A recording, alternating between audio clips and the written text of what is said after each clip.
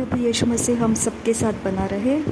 मैं एक गवाही को ट्रांसलेट कर रही हूँ और उसका जो मेन लिंक है वो आपको कमेंट बॉक्स में पिन करके रखा हुआ मिल जाएगा। ओके, जो इंग्लिश में है वो आपको कमेंट बॉक्स में पिन करके रखा हुआ देखने को मिलेगा।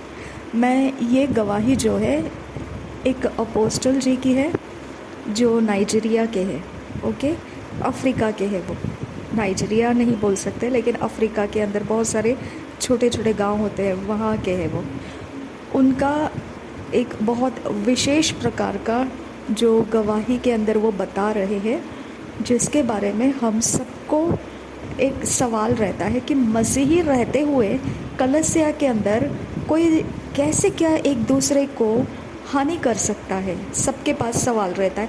मसीही है, मसीहियों में तो हम एक दूसरे के भाई बहन हैं, फिर हम कैसे बोल सकते हैं कि इसने मेरे खाने में कुछ मिलाया, या इसने मेरे ऊपर ऐसा कर दिया, या इसने मेरे ऊपर ये कर दिया, वो कर दिया, मेरा ये चुरा लिया, वो चुरा लिया। ऐसा कैसे हम बोल सकते हैं मसीह होने के बाद, और वो भी कलीसिया में जहाँ पर हम फायर प्रेयर के साथ खड़े रहते हैं। ओके, वहीं से एक इंसान बाहर निकलेगा, जाते समय आपको फॉलो करने लगेगा, आपके सामने कुछ खटाखट बजाएगा। ओके, ये सारी चीज़ें आप देखेंगे तो आपको अजीब लगने लगता है कि मसीही होने के बावजूद ये ऐसे कैसे हो रहा है। ओके, ये जगह में आपको ध्यान देना है। मसीही होने का मतलब है पूरी तरह से प्रभु यीशु मसीह को पावर और अथॉरिटी के अंदर एक्सेप्ट करना।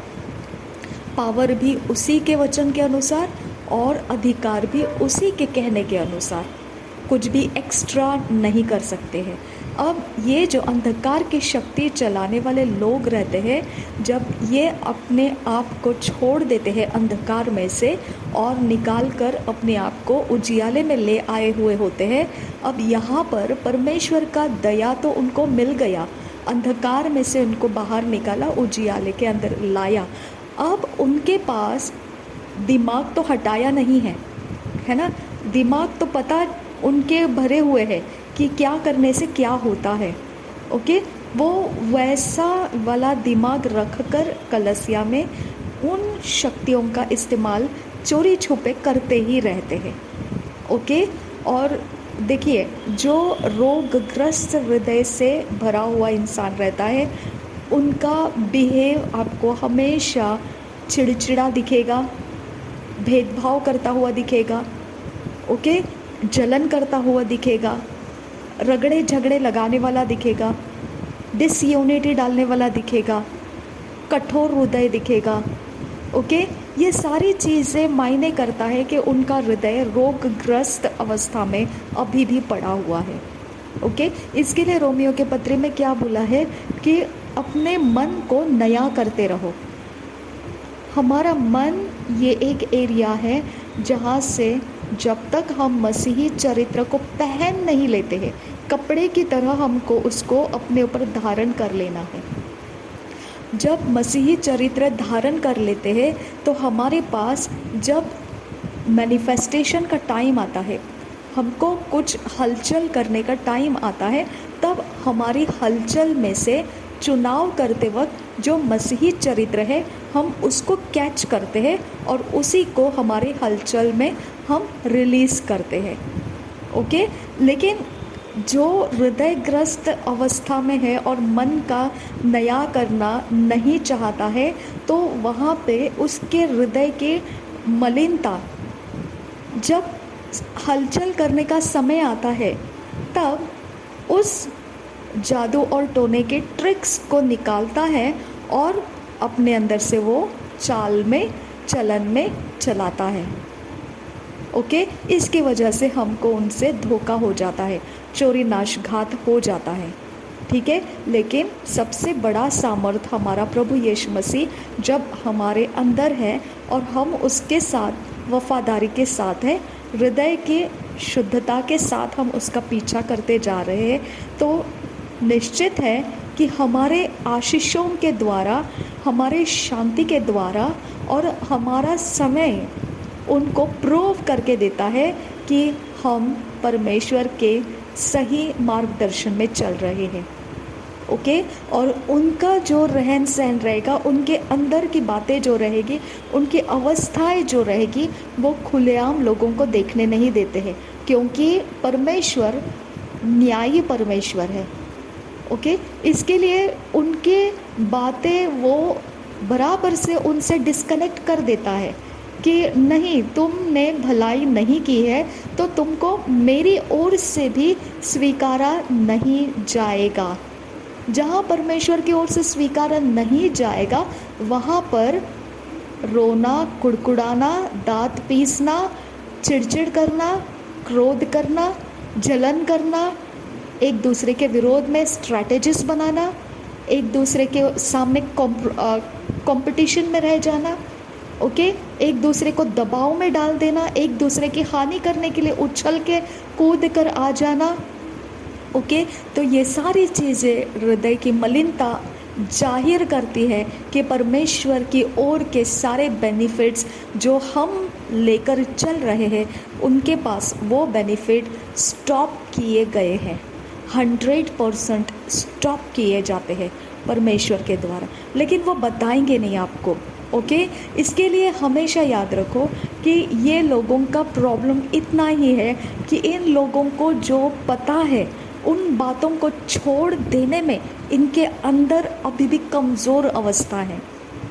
ओके, प्रेरितों के पुस्तक में लिखा है कि जब जादू टोना करने वालों ने ऐसे सब जब पूरे नगर इकट्ठे होकर प्रभु में आ गए, तो उन्होंने पूरे अपने जादू टोना के सामान, उनके सारे किताबें, उनके सारी वस्तुएं सब मिलाकर बहुत बड़ी कीमत बताई गई उनके बारे में, और इतनी ज़्यादा कीमती सब कुछ चीज़ें उन्होंने आग में डालकर जला दिया। हालेलुया। अब आग में डालकर जला दिया, ये आपने फिज़िकल एक्टिविटी कर दिया, लेकिन दिमाग के अंदर का भी आपको कंट्रोल में डाल देना है कि मैं तुझे इस्तेमाल नहीं करना चाहती हूँ। इसके लिए मुझे ब्रदर जॉन रेमिरेज बहुत बहुत पसंद है। क्यों पता है? क्योंकि वो इतने बड़े महायाजक थे अंधकार के जगत में कि उनके लिए एक चींटी को मारने के समान है कुछ भी करना। जैसे एक चींटी को मारने के लिए कुछ सोचना नहीं पड़ता है ना, इतनी वो हतबल और हेल्पलेस रहती है, वैसा है उनके लिए अंधकार का पावर। और जब मसीह में आए, उन्होंने अपने अंदर से पूरी चीज़ें तो हटा दी, लेकिन दिमाग को भी फ्रीडम नहीं दिया वो अंधकार का सहारा लेकर अपने लिए कुछ करे। उन्होंने दिमाग को भी स्टॉप कर दिया, और दिमाग के अंदर उनको पूरी जानकारी है, कंप्लीट उनको फ्रीडम है। वो गुप्त में बैठकर अपने लिए फाइनेंस इकट्ठा कर सकते, गुप्त में बैठकर चाल चलाकी से अपने लिए पॉपुलैरिटी ले सकते हैं, अपने लिए ऐशो आराम ले सकते हैं, सब कुछ कर सकते हैं, और वो मसीह में भी आ चुके हैं। ओके, कोई उनको पहचानेगा नहीं कि ये कहाँ से उनके पास आ रहा है। ओके, लेकिन उन्होंने ना दिमाग के अंदर से भी उस बात का फ्रीडम तोड़ दिया। ये मसीही लोग जो हमारे कलसिया के अंदर से घुसपैठी करते हैं, चोरी नाशघात करते हैं, चोरी छुपे किसी के लाइफ में कुछ बुरी चीज़ें डाल देते हैं, कुछ वशीकरण कर देते हैं, किसी के पीछे लग जाते हैं, कुछ गलत चीज़ें उनके अभिषेक को ख़राब करने के लिए, उनके मन को ख़राब करने के लिए, उनके ग्लोरी, उनकी महिमा को ख़राब करने के लिए निकल आते हैं। ये लोगों का सब तो चला गया है, मसीह के लिए उन्होंने सब तो छोड़ दिया, लेकिन दिमाग अभी भी उनका उन चीज़ों को अलग करना नहीं चाहता है। वो उस ट्रिक को जानते हैं, वो उस स्टडी को जानते हैं, और उसके अनुसार वो काम करते हैं। और यहाँ पर वही अपोस्टल बन गए हुए इंसान हैं, उन्होंने बताया कि मैं भी वैसा ही था, और मुझे इतनी बड़ी बड़ी पावर्स मेरे साथ थी, और अब मुझे वो छोड़ने के लिए बहुत मुश्किल हो रहा था। ओके, मैंने एक सिस्टर को पूछा, आपके हाथ में ये अंगूठी क्या चीज़ है? उन्होंने बोला बस अंगूठी है, और क्या है? जी नहीं, यहाँ पे आपको वो रहस्य भी पता चलेगा क्या है वो। ओके, तो हर चीज़ के पीछे, हर एक बात के पीछे इविल कैटेगरी का एक इनिशिएशन रहता है, एक ट्रांसमिशन रहता है, एक कनेक्शन रहता है जिसको इंसान छोड़ने में इनसिक्योर फील करता है। ओके उसको ऐसे लगता है वो पावर रहने से ना मेरी बुद्धि ज़रा कुछ अच्छा एक्स्ट्रा ऑर्डिनरी काम कर पाएगी, ऐसा उसको लगता है। Okay name, fame, glory, okay नाम चाहिए, पॉपुलैरिटी चाहिए और सबके सामने चकाचौंध रहना है, तो ये पावर्स फिर वो काम करने के लिए चाहिए उनको। ओके ये पावर्स नहीं रहेंगे तो कैसा रहता है मालूम, हम जैसे निर्बुद्धियों की तरह हम रहते हैं। यीशु मसीह ने बोला जो भेड़ है ना उसको चरवाहे की ज़रूरत है, वो बिना चरवाहे के चल नहीं सकती है। चरवाहा देखता है, उनकी देखभाल करता है और वो उनके लिए सब कुछ करता है। एक छोटे बच्चे के लिए जैसे अपने माता और पिता सब कुछ करते हैं, वैसा प्रभु यीशु मसीह अच्छा चरवाहा भेड़ के लिए करता है। ओके लेकिन जो ऐसे इवल पावर यूज़ करते हैं ना वो आपको कभी भी परमेश्वर के ऊपर डिपेंड होते हुए नहीं दिखेंगे। ओके वो सिर्फ कलीसिया में आएंगे, अच्छा लगेगा उनको, सब कुछ ठीक है, लेकिन जब उनके स्वार्थ का कुछ प्राप्त करना है तो अपने दिमाग में पड़े हुए गंदे ट्रिक को वो इस्तेमाल करके अपना काम करवा लेंगे और आकर बोलेंगे परमेश्वर को महिमा हो कि हमारा ये काम हो गया, परमेश्वर को महिमा हो कि हमको ये मिल गया, परमेश्वर को महिमा हो, कर तो आए हैं कुछ गलत तरीके से, अब मिल गया है तो वो बोलेंगे किसके नाम को, वो ओपनली आके बोलते हैं परमेश्वर ने हमको दिया। नहीं, परमेश्वर ने आपको नहीं दिया। ओके परमेश्वर ने मुझे ये घर दिया, परमेश्वर ने मुझे ये गाड़ी दिया, परमेश्वर ने, भाई नहीं। ओके कुछ समझदारी की बातें कीजिए, है ना। तो हमारे लिए परमेश्वर इतना आसान लगता है, क्यों पता है, क्योंकि वो मंद क्रोधी है।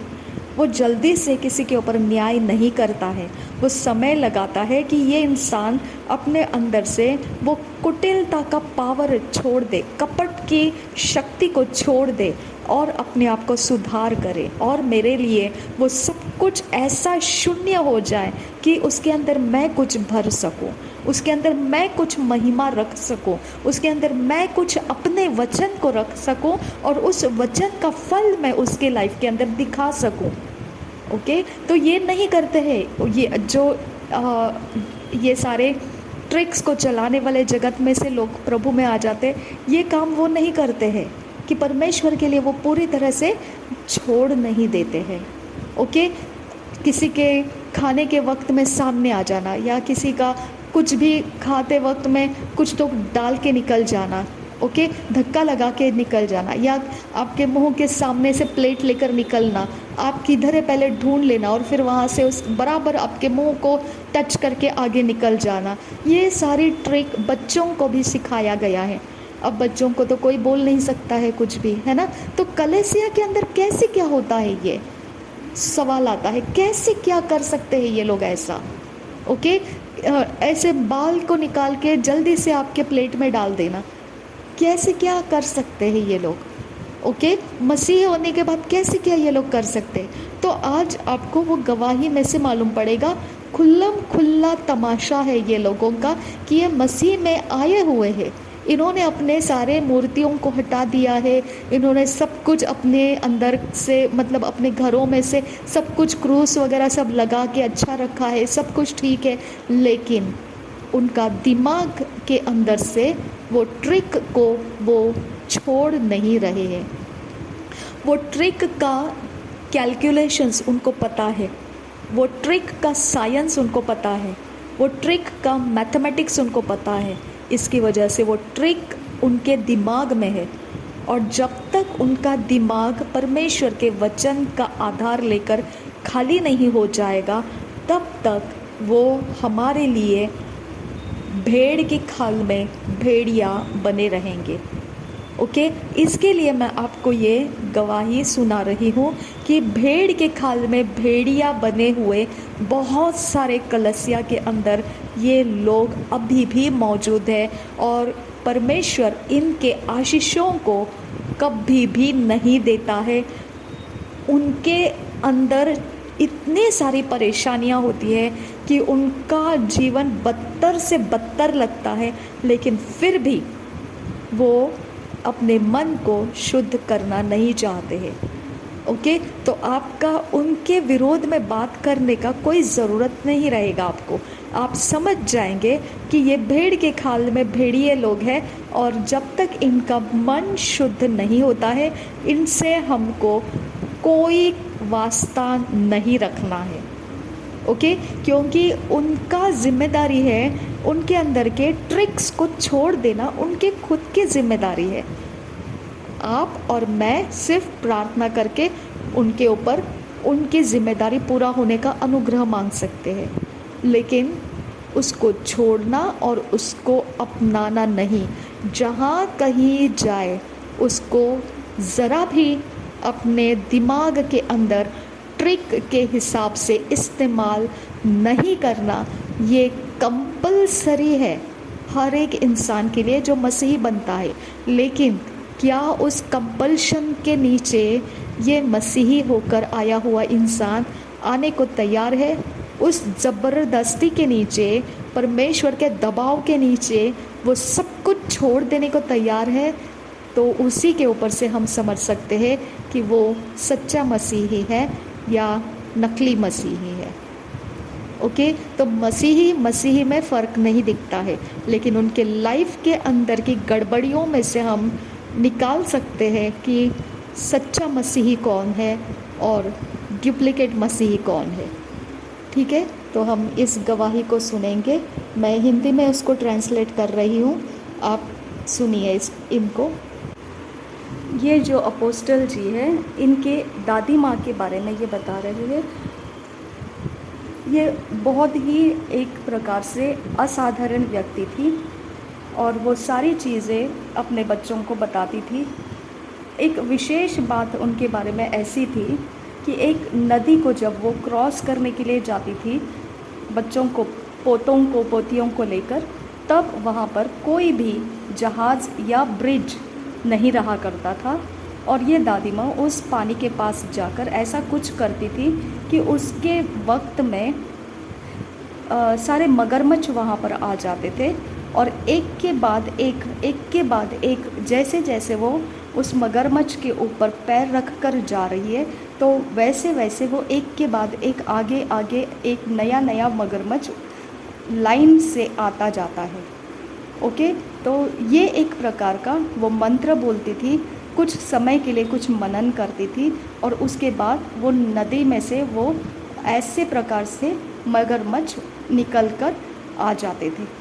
और कहीं पर भी किसी को पता नहीं है कि उस नदी के अंदर मगरमच्छ है या नहीं, लेकिन ये वहाँ पर जाने के बाद वह ऐसा होता था। तो ये असाधारण ऐसी उनकी दादी रहती थी, इस प्रकार से ये बता रहे हैं।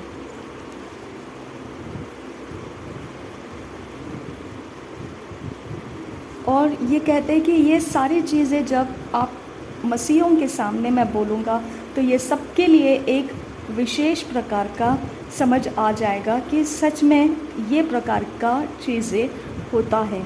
और सिर्फ नाइजीरिया में ही होता है ऐसा नहीं, और भी अलग अलग जगहों में भी इस प्रकार की शक्तियाँ इस्तेमाल की जाती हैं।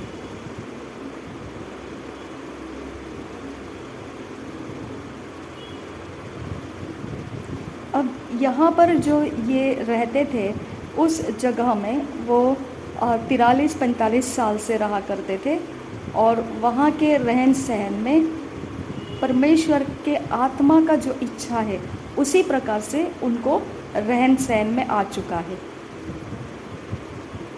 क्योंकि उनके जीवन में पवित्र आत्मा ने जो काम किया वो सारा इतना सामर्थ्य था कि ये सारी चीज़ों के बारे में जब वो सोचते हैं कि दादी माँ ने जो किया है वो सारी चीज़ें छोड़कर परमेश्वर में आना उनके लिए असंभव था, लेकिन परमेश्वर का अनुग्रह पवित्र आत्मा के द्वारा उनके ऊपर बहुत ज़्यादा आया और उनको वो छोड़कर परमेश्वर को पूरी तरह से स्वीकार करना आ गया।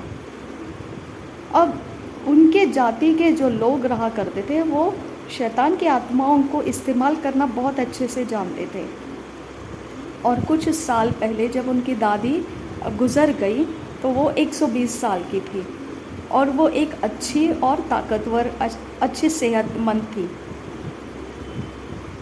और कुछ कारण से ये अपने देश में से निकल चुके थे और एक समय था कि वो सोए थे और उनको नींद में उनके दादी माँ के मृत्यु के बारे में समझ में आ गया। और यहाँ पर कोई मसीह को जानता नहीं है और वो जानने की कोशिश भी नहीं करते हैं। और मसीह को जानने के बारे में कोई कहता है तब भी वो एक दूसरे को टाल देते हैं, क्योंकि उनके पास अलग प्रकार के कुछ ऐसे सोच थे कि मसीह जो है वो गोरों का परमेश्वर है। तो इसके लिए उनके लिए ये परमेश्वर नहीं चाहिए था। और जो ये पास्टर अपोस्टल जी जो है, इनका जो उद्धार हुआ वो एक अद्भुत तरीके से हुआ। और जब इनका उद्धार हुआ तो सब इनके ऊपर हंस रहे थे। और इनकी दादी माँ जो थी इनके साथ बहुत ज़्यादा लगाव रखती थी, बहुत ज़्यादा समय इनके साथ बिताती थी। और इसके लिए उनको बहुत ज़्यादा मौका मिला कि वो अशुद्ध आत्माओं के काम कैसे करती है ये सारे वो देख पाते थे, और किस प्रकार से वो अंधकार की शक्तियों को बुलाती है, ये सारे देखने में उनको मज़ा आता था। और वो इन बच्चों को बहुत प्रेम करती थी और उन्होंने ऐसे वायदा रखा था अपने अंदर कि ये बच्चों को संभाल कर रखे, सुरक्षित रखे, और वो जहाँ कहीं जाए इनके इर्द गिर्द में एक ऐसा वातावरण रखे जिसके कारण कोई बुराई इनके तक पहुँचने नहीं पाएगी। जो भी इस परिवार का है, जो बच्चे हैं, इन परिवार के बच्चों के आसपास कोई भी अशुद्ध काम या किसी भी प्रकार के डेंजर्स, खतरे या किसी भी प्रकार का जहरीले वस्तुएं कुछ भी इनको हानि करने के लिए इनके इर्द गिर्द में पहुंच नहीं पाएगी। ऐसे प्रकार का सुरक्षा इनको देना चाहती थी। अब देखा जाएगा तो परिवार के अंदर ही लोग एक दूसरे को मार काटे करने की योजनाएं, युक्तियाँ अंधेरे में जाकर करके आ जाते हैं, जिसको किसी को पता नहीं रहता है जिसके बारे में। और यहाँ पर ये ही होता है कि परिवार के लोग आपस में एक दूसरे के आसपास ही आते रहते हैं। तो उस समय हमको उनको पहचानना मुश्किल हो जाता है कि ये मेरे भलाई के लिए आया है या मुझे हानि करने के लिए। इसके लिए दादी माँ इन बच्चों को ऐसी सुरक्षा देना चाहती थी शैतान के आत्माओं के द्वारा कि इनके इर्द गिर्द में कोई खतरे करने वाली चीज़ें या इनकी हानि करने वाली चीज़ें इनके नज़दीक आने नहीं पाएंगे। इसके लिए इनके दादी ने इनके पेट के ऊपर कुछ चिन्ह लगाया और ऐसा ही एक काट लगा दिया।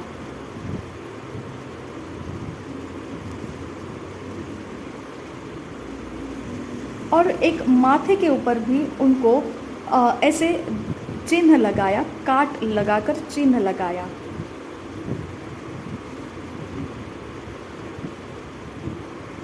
और उस चिन्ह के अंदर, वो काट लगाकर जो चिन्ह किया था, उस जगह में से फिर दुष्ट आत्माओं का प्रवेश कराया।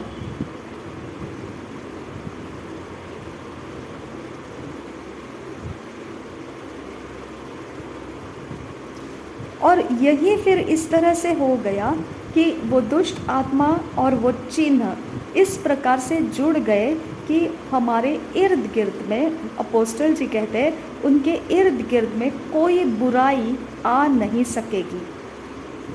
अब उन दुष्ट शक्तियों का जिम्मेदारी आ गया है कि कोई बुरी वस्तु, कोई एक्सीडेंट, कोई खतरे और कोई बुरा इंसान या जहरीला ऐसा कुछ भी उनके आसपास पहुंच नहीं पाना है। ये उन आत्माओं का जो चिन्ह के साथ जोड़ कर दिया गया है, वो आत्माओं का जिम्मेदारी बन गया।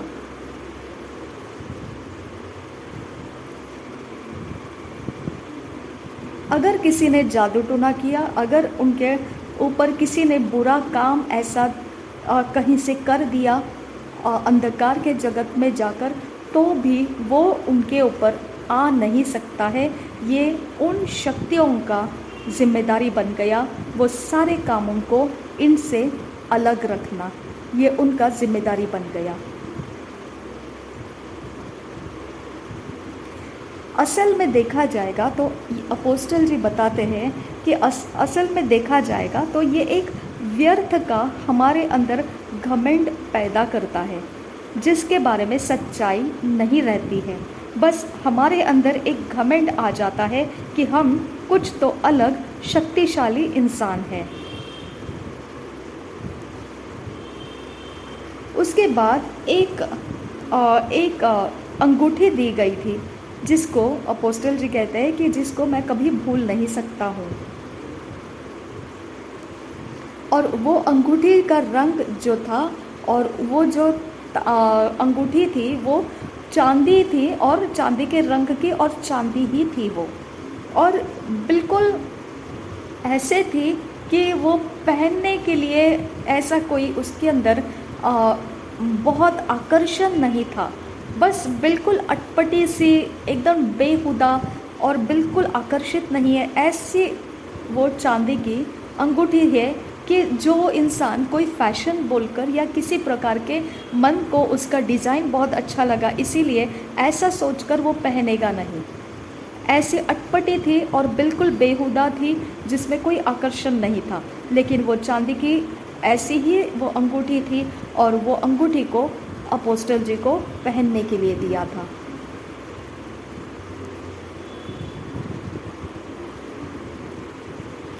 और ये जो है अंगूठी इतनी सख्त, उनकी उंगली के अंदर ऊपर इतनी पक्की ऐसे चिपका कर, उनके उंगली को चिपका कर ऐसे दबा कर ऐसे बिठाई गई थी, ताकि वो फिसल कर कहीं गिर ना जाए।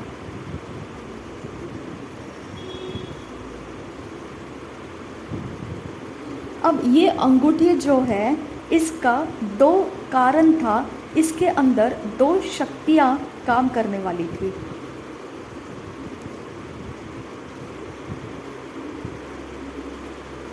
अब ऐसे कुछ लोग हैं जो बिना कुछ वजह से बोल देते हैं कि कैसे मृत्यु हो गई, तो कुछ तो ऐसे जहरीले कीड़े ने काट लिया और इसकी वजह से मृत्यु हो गई। तो देखा जाएगा तो अपोस्टल जी बताते हैं कि वो जहरीले कीड़े नहीं रहते हैं, वो दुष्ट आत्मा के ज़रिए उस प्रकार का आक्रमण रचना किया जाता है और लोगों के इर्द गिर्द में भेजा जाता है, और वो वहाँ जाने के बाद में वो काट लेते हैं और लोग ये समझते हैं कुछ जहरीले कीड़े ने काट लिया और इसके लिए मृत्यु हो गई। लेकिन असल में वो रचना किया होता है उसका, उस प्रकार का प्लान करके अंधकार की शक्तियों के द्वारा वो कीड़े के रूप में अंधकार की शक्ति उस इंसान को काटती है और उसका मृत्यु हो जाता है।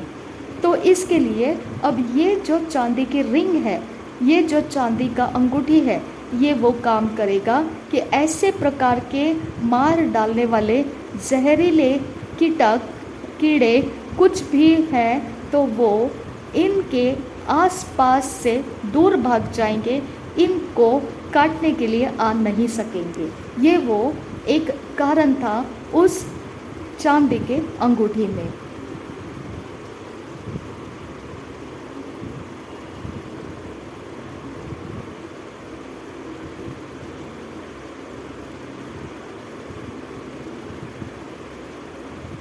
अब अपोस्टल जी बताते हैं कि ये जो काटने वाले इंसान कीड़े होते हैं तो उनका एक ऐसा दांत जो है वो फंसा के चला जाता है, और वही दांत फंसाया हुआ उनके शरीर को फिर बीमार कर देता है, या उनको फिर ऐसा कुछ रोग बना देता है कि वो मर जाते हैं। अब इनके पास जो इर्द गिर्द का वातावरण था, उसके अंदर जो शक्तियाँ हैं इनके अंगूठी के कारण, वो कीड़े जो भी जहरीले हैं वो सूंघ लेते हैं और उनको समझ में आ जाता है कि यहाँ पे ऐसा कुछ है जहाँ उनको नहीं जाना चाहिए, और वो वहाँ से पलट जाते हैं। इस प्रकार का सुरक्षा वो अंगूठी से अपोस्टल को मिलता था।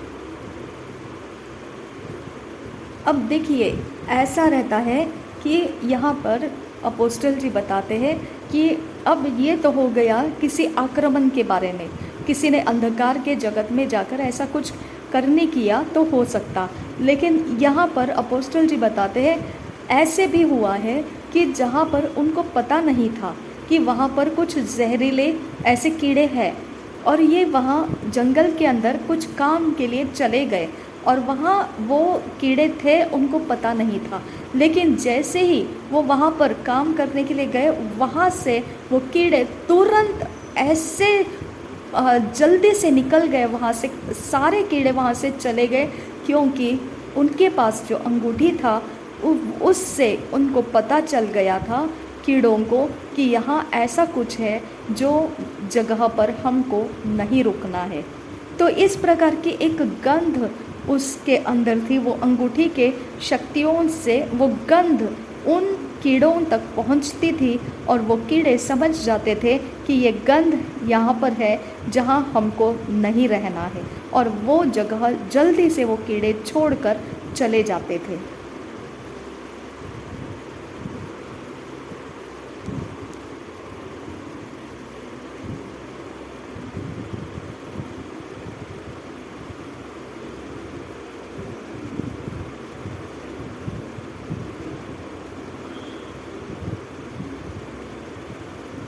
अब यहाँ पर एक बात दूसरी है जो वो अंगूठी काम करने वाली थी। अब जब आप किसी के पास जाते हो घर में मिलने के लिए, और आपको खाना परोसा जाता है, आपको खाने के लिए बुलाया जाता है, या आपको खाने के लिए हाथ में थमा दिया जाता है, ऐसा भी कुछ ऐसे अवसर रहते हैं कि आप खाने की चीज़ों के अंदर समझ नहीं पाते हैं कि उन्होंने हमारे खाने के अंदर कुछ ऐसा जहर मिला दिया गया है जो हमारे शरीर, प्राण, आत्मा को किसी प्रकार का हानि कर सकता है। अब ये अंगूठी जो है, तो जब खाना खाने का समय आ जाता है तो आपने अगर ये अंगूठी पहना है तो ये अंगूठी का काम कैसा होता है कि आप सीधे हाथ से खाने के अंदर हाथ डाल देना है, और जैसे ही हाथ खाने के अंदर डाल दिए जाते हैं तो वहाँ पर एक आपके पास अंगूठी है, तो ये अंगूठी जिसकी है उसी को सिर्फ आवाज़ आएगा कौवे का, और जो कौवे का आवाज़ आता है वो कौवे का आवाज़ किसी दूसरे को सुनाई नहीं देगा। जब आपको वो सुनाई दे जाएगा तो आपने समझ जाना है कि इस खाने के अंदर कुछ तो मिलाया गया है जो हानिकारक है। इस प्रकार से ये अंगूठी का दूसरा काम रखा गया था, एक अलार्म सिस्टम की तरह, कि वो जैसे ही खाने को छू लेगा, वो अंगूठी के अंदर से अगर कौवे की तरह आवाज़ आपको सुनाई दी तो आप समझ जाना है कि उसके अंदर कुछ तो आपको नुकसान करने वाली चीज़ मिलाई गई है। अब यहाँ देखिए, यहाँ आसपास के लोग नहीं जानते हैं, तो इसके लिए आपको ये बातें आप अकेले ही सुनेंगे, और कितनी मात्रा में क्या जहर मिलाया गया है उस तरह का आपको कौवे का आवाज़ सुनाई देगा। अगर एक बार सुनाई दिया, आप समझ सकते हैं एक हल्का सा नुकसान करने वाला चीज़ खाने में मिलाया गया है। अगर बार बार आवाज़ आई तो आप समझ सकते हैं गहरा नुकसान करने वाला चीज़ मिलाया गया है। तो एक दिन अपोस्टल जी कहते हैं, मैं दूसरे शहर में था, और वहाँ से जब मैं लौट रहा था तो एक मुझे सपना आया और वो बहुत ही रोचक था। कारण ऐसा था कि ये देखिए कि सपना परमेश्वर ने आने दिया। जब मैं मसीह में हूँ तो मुझे पता है कि परमेश्वर की ओर से सपने अलग होते हैं। अब ये शैतानी सपना मुझे आया। अब फिर भी देखिए ये सपने के अंदर क्या था, बिल्कुल वही जो खाने के बारे में था। ये खाने के बारे में ऐसा था कि एक ऐसा खाना मुझे परोसा जाएगा और उस खाने के अंदर कुछ जहरीला मिलाया जाने वाला है और वो मुझे परोसा जाएगा और मेरे हाथ में दिया जाएगा। और जब मैं वहाँ पर पहुँचा तो बिल्कुल एक वही जो मैंने देखा था वही बात उस जगह में हुई जहाँ पर मैं ठहरा था और मुझे खाने के लिए परोसा गया था। और मैंने वो पहले ही उसको सपने में देख लिया था। और जब हम खाने के मेज़ पर बैठे और बिल्कुल उसी तरह से मेरे हाथ में खाने को थमाया गया और तुरंत मैंने उस खाने को मेरे बाजू में बैठे हुए रिश्तेदार को दे दिया। और उस रिश्तेदार का इतना परेशानी हो गया कि वो खाना नहीं ले पाया, तुरंत वहाँ से उठ गया और वो दूसरी जगह में निकल गया। वो हाथ नहीं लगाया उस खाने को। तो ये सारी चीज़ें हैं देखिए जो आपको पर्दे के पीछे से हो रही होती है, लेकिन देखिए आपको इसके बारे में कोई बताता नहीं है कि मैंने तुम्हारे खाने में कुछ मिलाया है। ये अंगूठी है जो इन चीज़ों को आपको सुरक्षित रखने के लिए मदद करती है। तो इस प्रकार के अंधकार की शक्तियों की ये अंगूठी रहा करती थी। तो यहाँ पर इस तरह से है कि आपको लगेगा कि ये क्या है, कि ये तो बस एक इंसान है जिसको मैंने खाने को उसके पास दे दिया तो वो उठकर चला गया, हाथ धोने के बहाने से उठकर चला गया। तो आपको लगेगा एक साधारण सा एक क्रिया है कि खाने के पहले हाथ धोने के लिए उठ गया, लेकिन वो अच्छी तरह से जानता था इस खाने के अंदर जहर मिलाया गया है और वो खाना कुछ तो नुकसान करने वाला है और उसको वो हाथ में नहीं लेना है। इसके लिए वो वहाँ से तुरंत एकदम झटके में उठ गया, क्योंकि उसने आशा नहीं किया था कि ये अपोस्टल जी उस खाने की प्लेट को उनकी तरफ बढ़ाएंगे। ये ज़रा भी उन्होंने आशा नहीं की थी। अचानक से ये हो गया और वहाँ से वो इतने हैरान हो गए कि जल्दी से लपक कर वहाँ से उठ गए और चले गए दूसरी जगह में, कि हाथ धोने के बहाने चले गए। तो इस तरह से आपके बारे में अगर आपके पास ऐसा कुछ पावर नहीं है तो आप उस समझ नहीं पाते हैं कि इंसान क्यों उठ गया, क्यों हाथ धोने का बहाना करके गया, या क्यों वो आपको परोसा गया है और क्यों वही इंसान ने आपको परोसा, या क्यों आप ही के हाथ में ऐसा क्यों दिया गया। ये सारी चीज़ें आप समझ नहीं पाते हैं। तो ये एक प्रकार का करनिया होता है, ये करनी किया जाते हैं, ये प्रकार के कार्य किए जाते हैं और आप उसमें फंस जाते हैं जब आप अनजान रहते हैं इन शक्तियों के बारे में।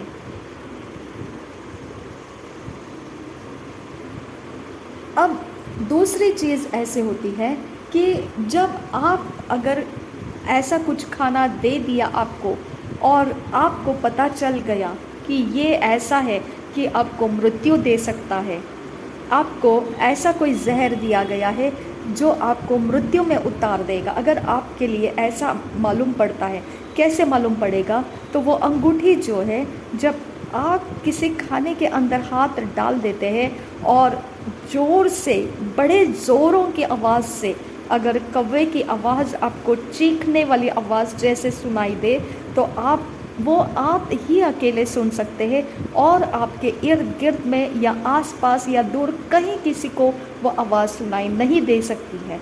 तो आप अगर बहुत तीखी आवाज़, कौवे के चीखने की आवाज़ अगर आ जाती है तो आप समझ जाना है कि वो आपके मृत्यु तक का जहर डाला हुआ है।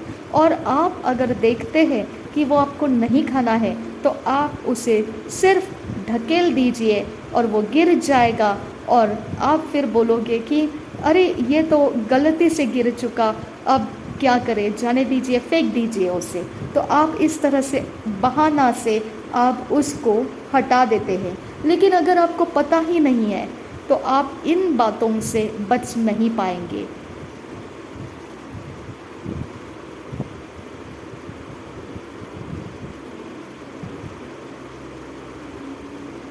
तो इस तरह से बचने के ये अंगूठी के कारण थे। अब बहुत ऐसे अलग अलग प्रकार से सुरक्षा के शक्तियाँ देने वाले ऐसे काम दादी किया करते थे। अब यहाँ पर जो है किस प्रकार का आत्मविश्वास आपका आ जाता है कि आपके पास बच निकलने के शक्तियों की अंगूठी है, ये आत्मविश्वास आपके अंदर आ जाता है। अब देखिए, ये आत्मविश्वास के अंदर हम जब जी रहे होते हैं और अचानक से हम मसीह में आ जाते हैं तो हमको उसे छोड़कर जीना थोड़ा मुश्किल हो जाता है। और ये एक प्रकार का सुरक्षा है हमारे लिए, और इतना बढ़िया लगता है कि हम कुछ तो अलग इंसान हैं, और बहुत ज़्यादा हमारे अंदर इस शक्ति का घमंड भी आता रहता है कि हम तो एक बहुत ही अच्छे तरीके से देखभाल कर पाते हैं अपने आप की, और जो बुरा करना चाहते हमारा उनको हम लज्जित कर देते हैं। इस प्रकार से ये शक्तियाँ हमारे मदद करती रहती है और हमारा आत्मविश्वास उनके ऊपर बहुत बढ़ता ही जाता है।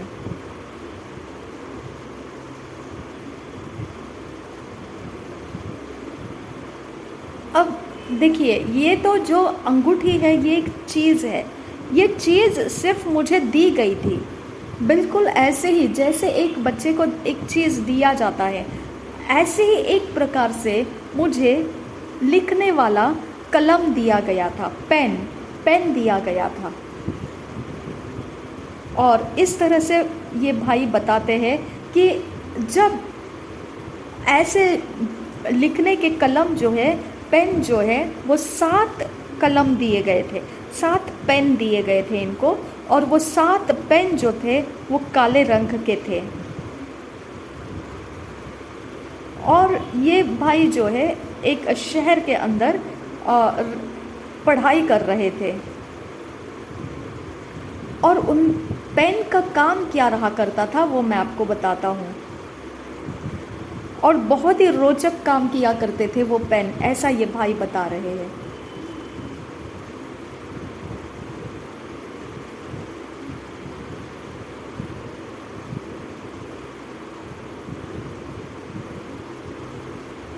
अब समझिए, आप कहीं जा रहे हो और जाने के वक्त में ऐसा हो जाता है कि आपके पास उस रास्ते से आगे बढ़ने के लिए आपके पास कुछ साधन नहीं है। और अगर ये एक प्रकार से आपके सामने समस्या आ गई कि मुझे उस पार तो जाना है, अब ये लोग गांव में रहा करते थे, इसकी वजह से इनको ये सारी चीज़ें बहुत मुश्किल होती थी कि एक तरफ से दूसरी तरफ जाने के वक्त में सही साधन नहीं रहा करते थे। तो इस समय में एक चीज़ उनके पास आ गई थी, वो चीज़ जो अंगूठी काम करती है, और उनको साधन तैयार करने का उनको रास्ता मिल जाता था।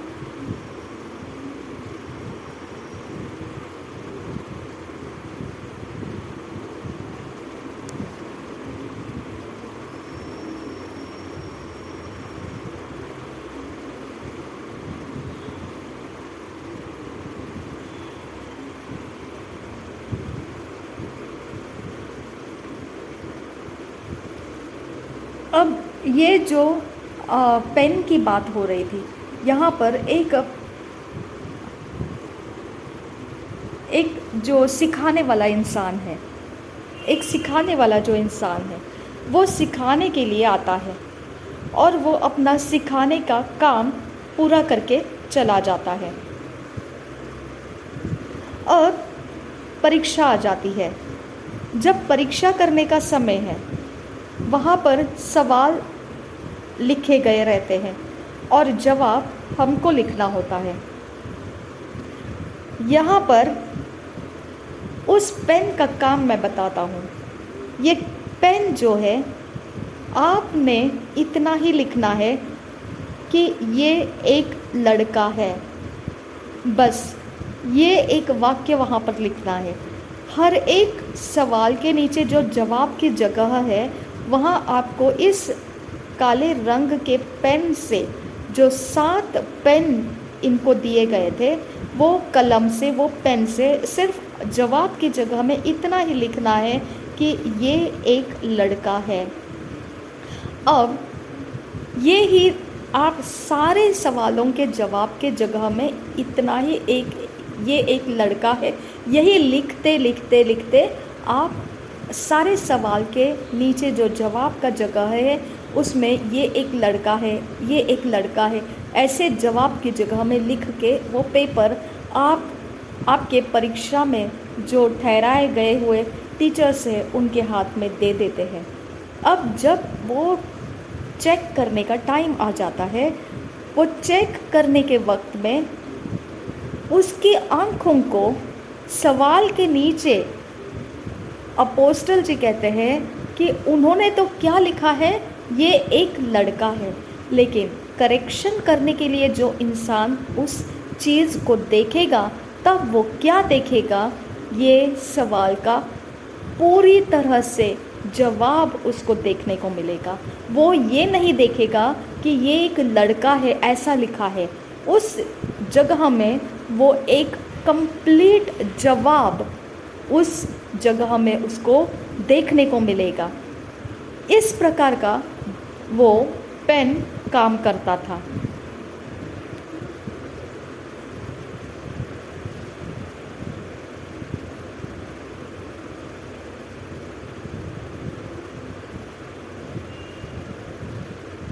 तो इस तरह से असाधारण प्रकार की शक्तियाँ होती है, अलग अलग उसके लेवल्स होते हैं।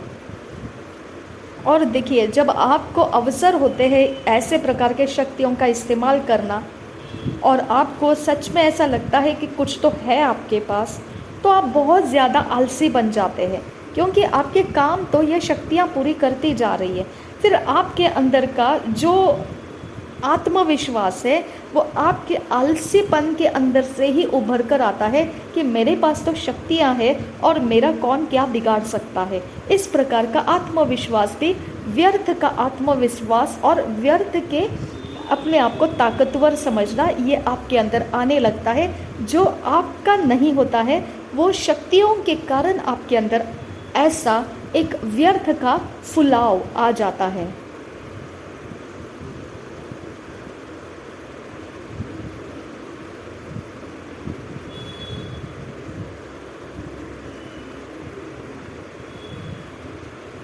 अब एक वक्त की बात है कि यहाँ पर ये ब्रदर जी बता रहे हैं कि इनका 12वीं कक्षा में पढ़ने का समय आ चुका था, और यहाँ पर उनके अंदर इस प्रकार के शक्तियों का इस्तेमाल करना उनके लिए बहुत ज़्यादा सुरक्षा लगता था, सब कुछ अच्छा ही लग रहा था उनको। अब एक समय आ गया जहाँ पर उनका ध्यान खींचा गया, और ऐसा था वो 12वीं का समय था, और एक अलग प्रकार का ग्रेड उनको परीक्षा में पास करना था। और यहाँ पर इनको वायदा दिया गया था कि हर वक्त तो ये अपने आप में नंबर 1 ही आया करते थे सारे परीक्षाओं में, तो इनका एक प्रकार का आत्मविश्वास था कि इस परीक्षा में भी उनको नंबर 1 ही आना है, क्योंकि उनके पास वो शक्तियों के कारण वो नंबर 1 में आया करते थे। तो हर चीज़ में इनको अपने आप के बारे में बढ़ा चढ़ाकर बताना बहुत आसान हो जाता था कि मैं तो नंबर 1 हुई हूँ, बस मेरे आगे जा नहीं सकता है कोई, क्योंकि उनका आत्मविश्वास उन शक्तियों के कारण मिलने वाली सफलता से बढ़ता ही गया था। और यहाँ पर क्या हो गया, जब एक नतीजा आ गया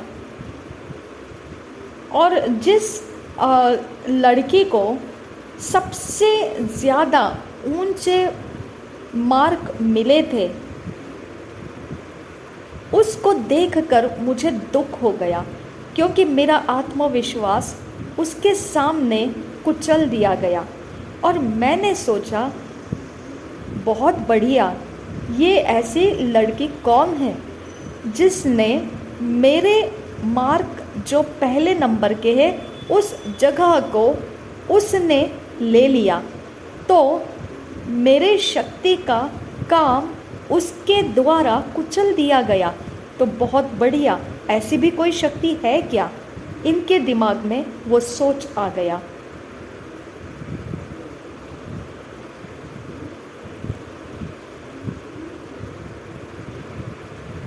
तो इनके पास ऐसे अशुद्ध शक्तियाँ थी, ऐसे दुष्ट आत्माएं थे, जब इनके अंदर वो दुख, वो जलन, वो पीड़ाएं आ गई कि ये लड़की के पास मेरी शक्ति को compete करने वाली, स्पर्धा करने वाली ऐसी शक्ति है, तो मैंने अपने शक्ति का लेवल बढ़ाने की ज़रूरत है।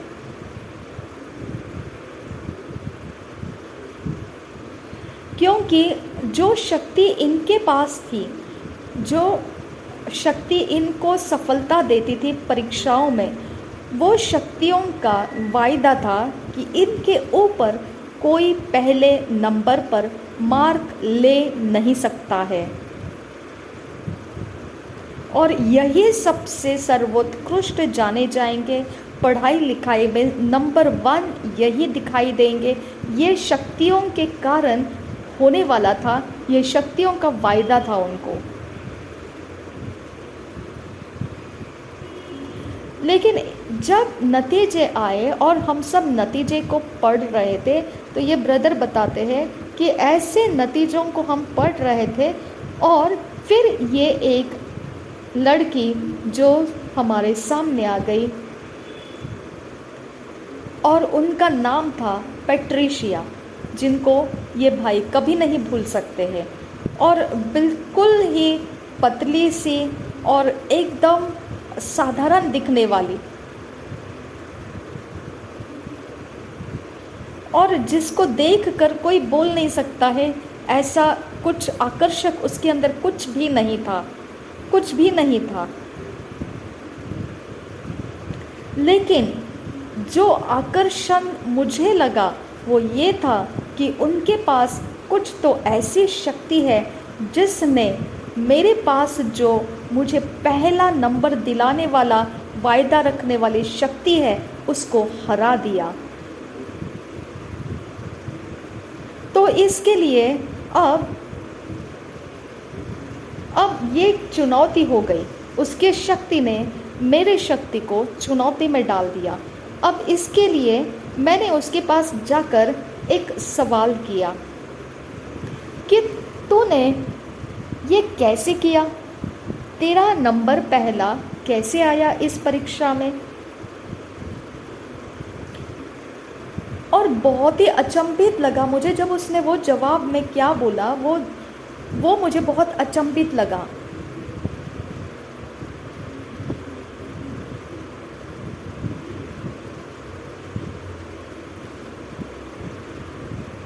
तो यहाँ पे आपको ध्यान रखना है कि जिस प्रकार की शक्तियों का आपको पता नहीं है और आपके शक्तियों को वो कुचल कर आगे निकल जाता है, तब आपको समझ में आना चाहिए कि आपके अंदर जलन हो उठता है, आपको गुस्सा आ जाता है, और वहाँ पर ये बात आ जाती है कि आपको लगने लगता है कि यहाँ पे कुछ तो है, कि हमने वो शक्ति को प्राप्त करना है जो सामने वाले ने सफल करके दिखाया। इस प्रकार से मुझे उस शक्ति के बारे में फिर पता चला। अब उसने क्या जवाब दिया वो मैं आपको बताता हूँ। उसने ये जवाब दिया कि बिल्कुल सीधे रास्ते से मेरे पास एक ही बात है कि मैंने प्रार्थना किया।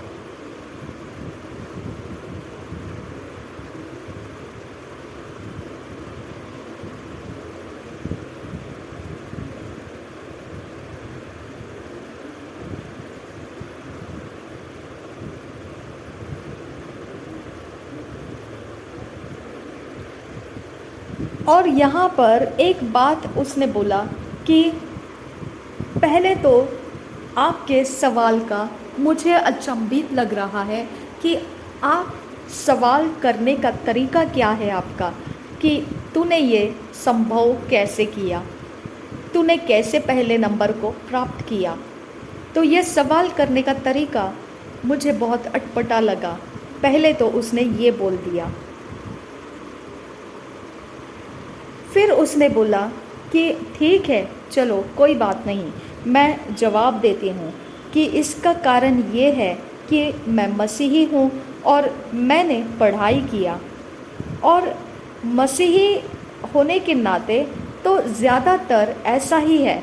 हम मसीही लोग पढ़ाई के बाद फिर प्रार्थना करते हैं और हम विश्वास करते हैं कि परमेश्वर हमें सफल करेगा। मैंने बोला रुक जाओ, थोड़ा समय रुक जाओ, क्या कहा तुमने?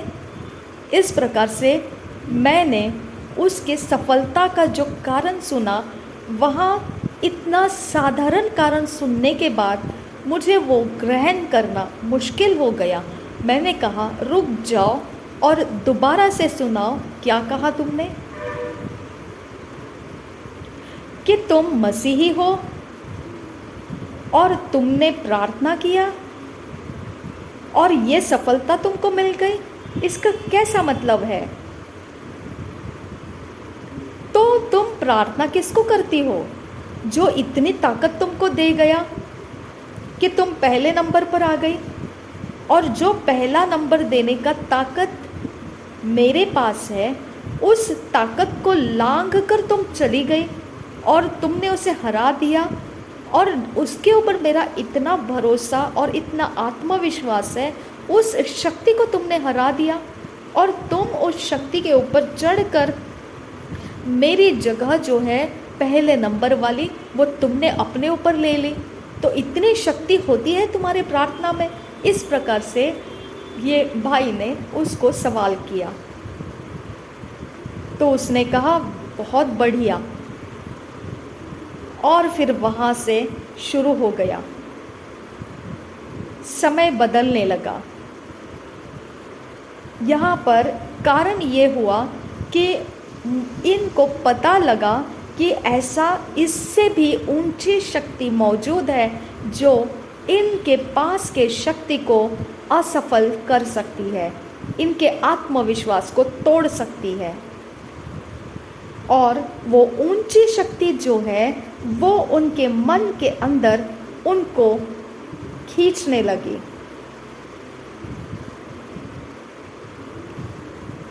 और फिर ऐसे प्रक्रिया में रह गए और वो इस बारे में सोचते रहे, इनके पास जो शक्ति थी, वो लड़की के पास जो प्रार्थना करना और सफल होना, ये कौन से ईश्वर को प्रार्थना किया और सफल हुई, ये ईश्वर कौन है? इसके बारे में उन्होंने जांच पड़ताल करना शुरू किया, लोगों को पूछताछ करना शुरू किया।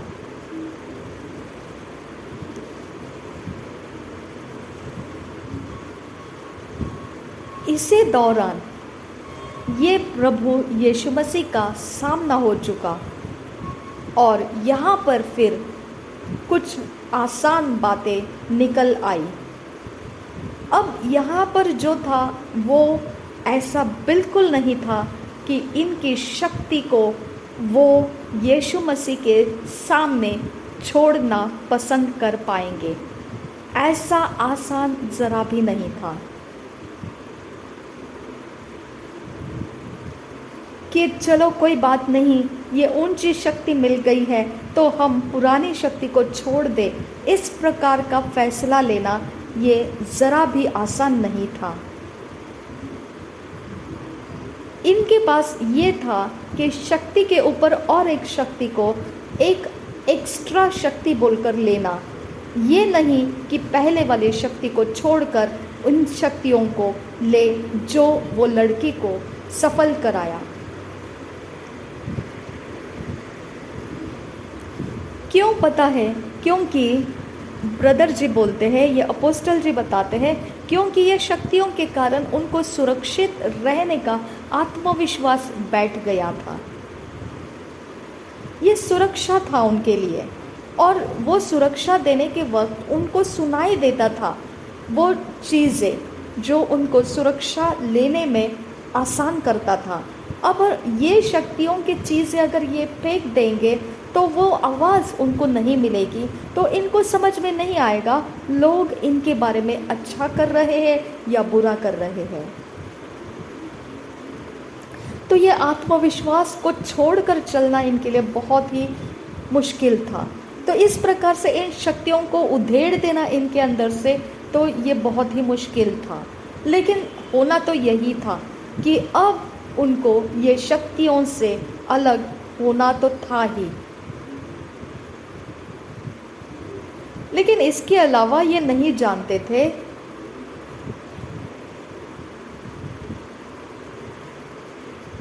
कि ये शक्ति जो वो लड़की ने बताया कि प्रार्थना किया और सफल हुई और वो मसीही है, ये शक्ति का जो वातावरण है उसकी तरफ ये भाई बढ़ते जा रहे हैं, इसके बारे में इनको समझ नहीं आया। और ये भी उनको समझ में नहीं आया कि जो शक्ति वो पहले से इस्तेमाल कर रहे उससे ज़्यादा बढ़िया रिज़ल्ट देने वाले ये शक्ति है जो वो लड़की ने कहा कि मैं मसीही हूँ और प्रार्थना करती हूँ और मैं सफल हो गई। ये प्रकार की जो वातावरण रखने वाली शक्ति है वो सबसे ज़्यादा और उत्कृष्ट है, इसके बारे में ये भाई को नहीं पता था।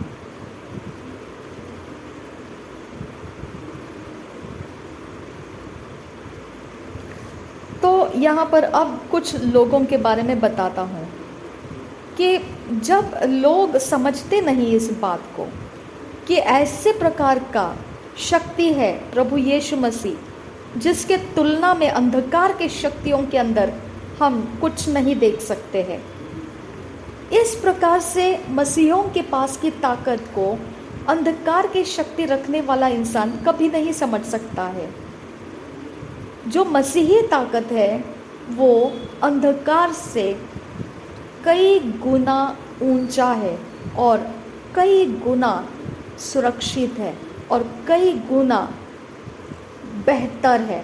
तो आप अंधकार के लेवल के अंदर रहने के बाद में आपका आत्मविश्वास कारण बन जाता है कि आपको ये बात दिखाई नहीं देती है जो मसीहियों के बारे में है।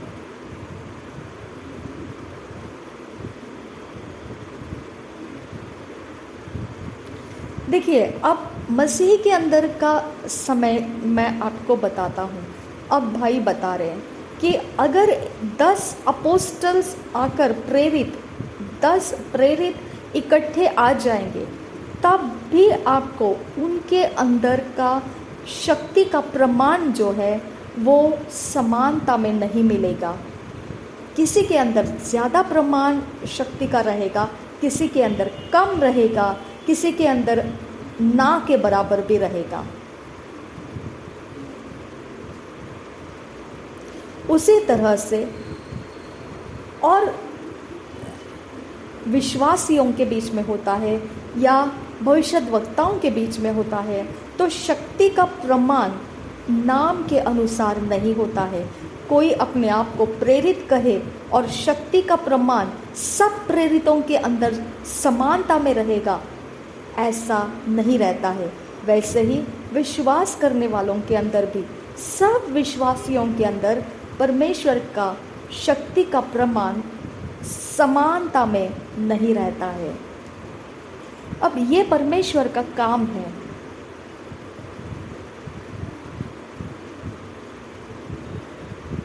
देखिए, यहाँ पर आपको परिपक्व होने तक, ऊंचे शक्ति में चढ़ने तक, ऊंचे शक्ति को प्राप्त करने तक, परिपक्व का लेवल आपको पूरा करते हुए जाना पड़ता है। आप एक झटके में सब कुछ प्राप्त नहीं कर पाते हैं। आपको एक झटके में उद्धार के समय से लेकर कुछ प्राप्त हुआ है, लेकिन उससे भी ऊंचे तक पहुंचने के लिए परिपक्वता को आप हासिल करना ही पड़ता है। इसके ऊपर निर्भर होता है आपने कितनी परिपक्वता को प्राप्त किया मसीह के अंदर, उतना ऊंचा शक्ति का प्रमाण आपके अंदर आप देख पाएंगे।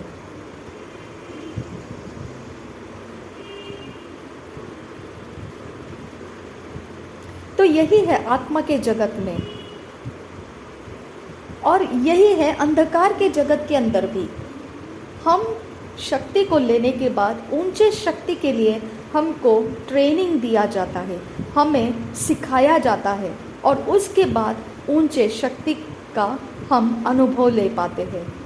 और यहाँ पर दादी माँ के बारे में कुछ खास बता रहे हैं।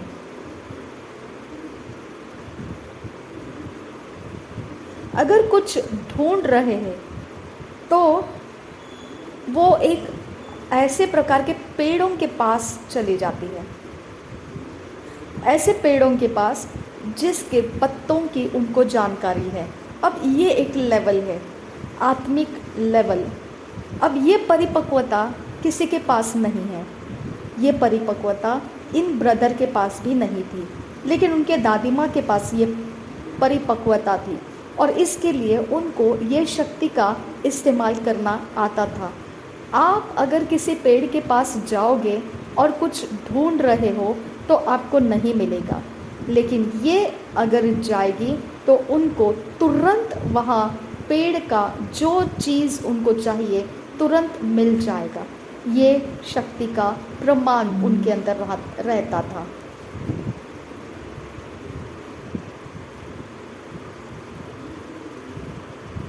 वो ऐसे थे कि वहाँ जाने के बाद वो पेड़ों के साथ बातें किया करती थी, और पेड़ों को सुनाई देता था वो जो भी बोलती थी, और वो सुनाई देने की वजह से उनको जो चाहिए वो उनके सामने आ जाता था।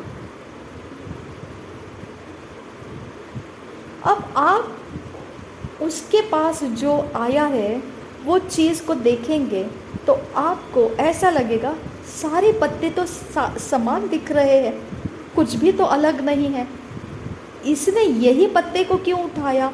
तो वो ऐसा रहता था कि वो बातें करती थी, और उस बात करने में से वो पेड़ के पत्तों में से उसके हाथ में वो पत्ता आ जाता था जिसको तोड़कर वो अपना काम करने के लिए चली जाती थी। जैसे कि कोई बीमार है तो उसको उस पेड़ के ऊपर से पत्ता लेना है, और अगर हम जाएंगे, पत्ते तो पत्ते हैं, लेंगे वो पत्ते और उसका इलाज करने के लिए इंसान को देंगे तो वो काम नहीं करता था।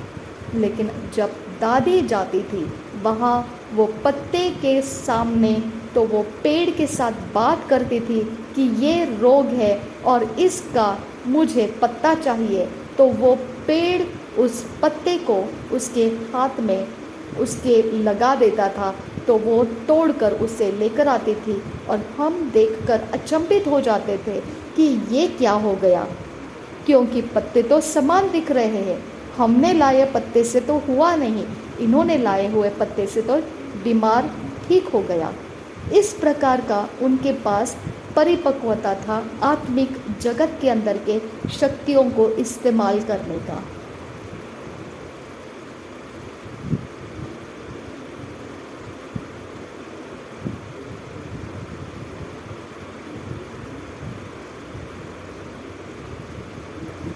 अब ये भाई जो बता रहे हैं एक जगह की बात, जहाँ पर वो रहा करते थे, वहाँ पर नदी रहा करती थी, और उस नदी में जाने आने का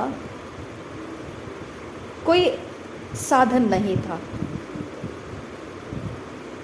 एक जगह से दूसरे जगह में जाने तक पूरे कीचड़ से भरा हुआ वो जगह रहता था।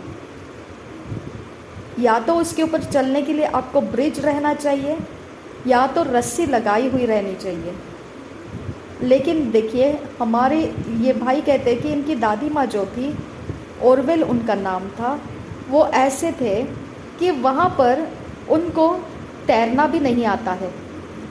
वो इनकी तरफ देखती थी, हंसती थी, कुछ तो अपने अंदर पुटपुटाती थी और फिर बोलती थी, और फिर देखिए आप विश्वास नहीं करेंगे, वो किसी को तो उकसा कर बुलाती थी, और ऐसा हो जाता था जिसके बारे में किसी ने मुझे कभी बोला नहीं था कि ये भी ऐसे करती है। और बस मैं देखने लगा अचानक से मगरमच्छ पानी के ऊपर उठने लगे और इस तरह से उठे जैसे कि ब्रिज लग जाते हैं, और वो बिल्कुल हिलते भी नहीं थे, बिल्कुल शांत जैसे पत्थर की तरह वो उस पानी में थे। और ये भाई जो कहते हैं कि ये चीखने लगे कि ये ब्रिज नहीं है, ये मगरमच्छ है, लेकिन ये आए कहाँ से। और ये था कि वो मंत्र को पुटपुटाती थी और कहाँ कहाँ से ये चीज़ें निकल आती थी और एक लाइन में वो लग जाती थी। आपको समझ में नहीं आएगा कि वो ऊपर नीचे है, वो पूरे समान लेवल में एक लाइन में लग जाती थी। देखिए, ये भी काम होता था आत्मा के जगत में। और तुरंत जैसे ही वो बाहर निकल जाती थी,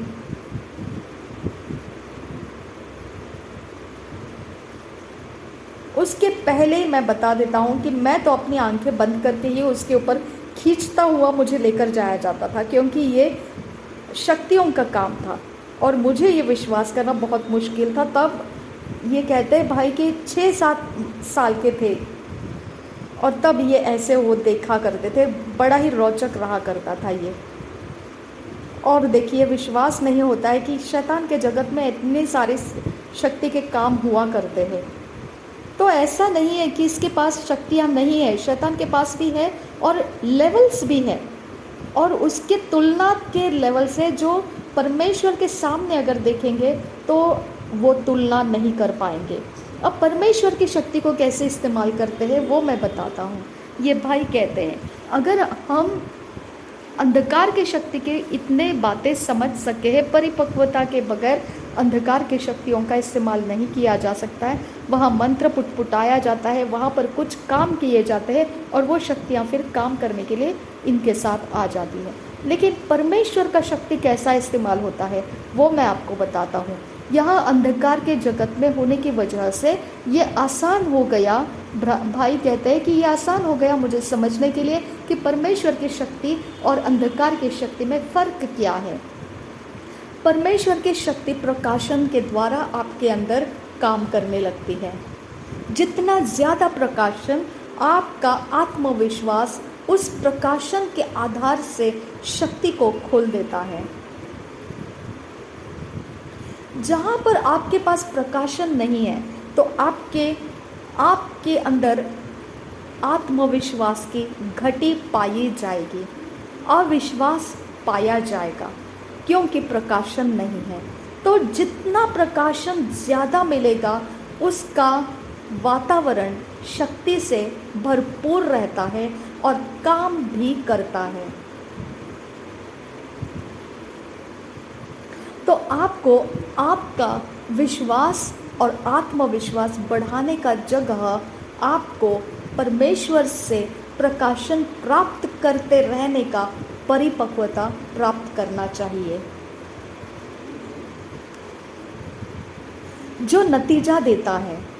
अब ये देखिए, उस लड़की ने जो परीक्षा दी, उसका आत्मविश्वास, प्रार्थना और अभ्यास, उसने प्रार्थना किया, अभ्यास किया और विश्वास किया सफल होने का, और वो सफल हुई। अब ये शक्ति जो है, जो काम कर गई, कि किस चीज़ को वो मार खिलाई, जो ये भाई के पास अंगूठियों के पेन के शक्ति थी, कलम के शक्तियाँ थी, जो सही जवाब लिखने की ताकत इनके पास थी, उसको हरा दिया प्रार्थना और विश्वास ने। यहाँ पर उसके साथ जो शक्ति थी वो निश्चित रूप से परमेश्वर की ओर की शक्ति, और वो काम कर गई।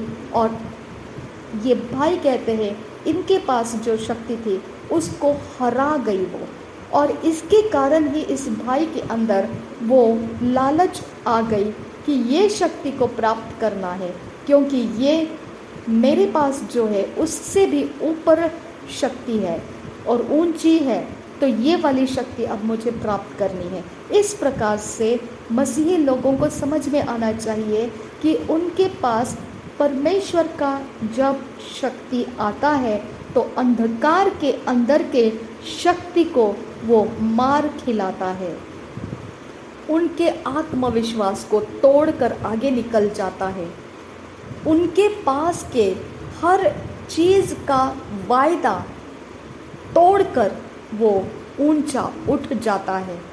ऐसा आपके पास परमेश्वर का शक्ति रहता है। लेकिन रहस्य कहाँ पर है? प्रकाशन। आपको परमेश्वर से प्रकाशन मिलते रहने की ज़रूरत है।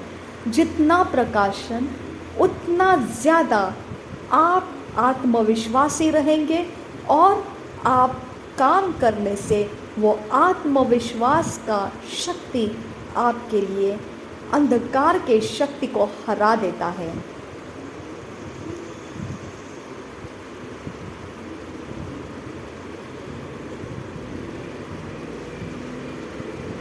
तो जिस तरह से आपको फ़ायदा लेना है, नतीजा प्राप्त करना है, वैसा प्रकाशन परमेश्वर से लेना चाहिए। जब आपको प्रकाशन मिल जाता है, आप उस प्रकाशन से आत्मविश्वास से भर जाते हैं, और जब आप उस आत्मविश्वास से काम में उतर आते हैं तो वो काम सफल हो जाता है। फिर उसको रोकने वाली कितने भी शक्तियाँ रहने दे अंधकार के जगत से, वो नाकामयाब हो जाती है और आप सफल हो जाते हैं। देखिए कितना ही रोचक बात है, कितना ही मज़ेदार बात है ये।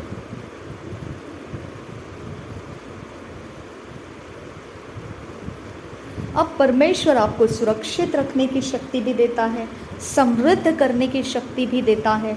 परमेश्वर आपके लिए सब कुछ करने की शक्ति देता है, और वो भी असाधारण शक्ति ही देता है। वो भी आपके शक्ति से भी ऊंची शक्ति वो आपको देता है। बस आपको परमेश्वर के लिए तैयार रहना है।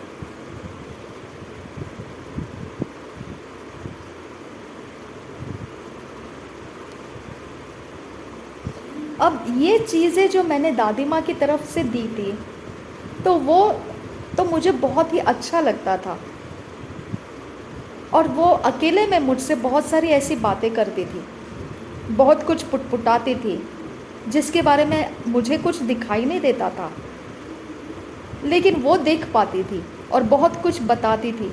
मतलब आत्मा के अंदर आसानी से, और इतनी सारी चीज़ें कैसे वो आसानी से कर पाती थी, वो सच में रहस्य ही रहा करता था।